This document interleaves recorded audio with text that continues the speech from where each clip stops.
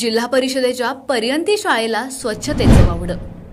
अस्वच्छ शौचालय आणि मुतारीमुळे मुलांच्या आरोग्यावर विपरीत परिणाम। शालेय शिक्षण विभाग याकडे तातडीने लक्ष देणार का? जिल्हा शिक्षण अधिकारी याबाबत काय भूमिका घेणार याकडे तालुक्याचं लक्ष। पाहुयात सविस्तर बातमी। पर्यंतीच्या महादेवनगर शाळेत असणाऱ्या शौचालयाची मोठी दुरावस्था झाली आहे।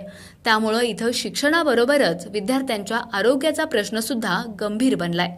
आरोग्यासाठी शासनाने शौचालयाचा आग्रह धरून विविध योजनांची निर्मिती केली आहे।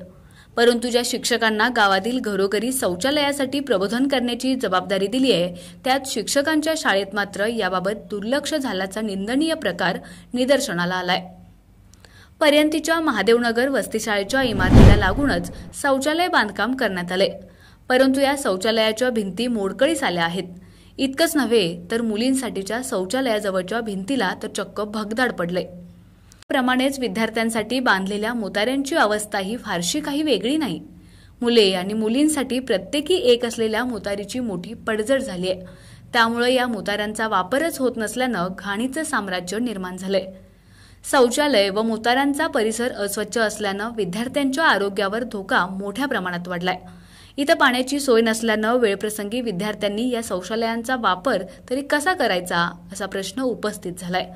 त्यामुळे मुलांना चक्क या विधीसाठी उघड्यावर जावं लागतंय। या शाळेवर नियुक्त असलेल्या सुभाष नरळे या शिक्षकाला शाळेवर जायला वेळच नसल्यानं विद्यार्थ्यांच्या आरोग्याबाबत काहीही देणं घेणं नसल्याचं पाहायला मिळतंय। त्यामुळे शौचालयाअभावी विद्यार्थ्यांच्या होणाऱ्या आरोग्याला जबाबदार कोण? शिक्षण विभाग या बाबींकडे गंभीरतेने लक्ष देणार का, की संबंधित शिक्षकाला असंच मोकाट सूट देणार, हे पाहणं आता औत्सुक्याचं ठरणार आहे। आपला आवाज न्यूज नेटवर्कसाठी एकनाथ वाघमोडे, दहिवडी।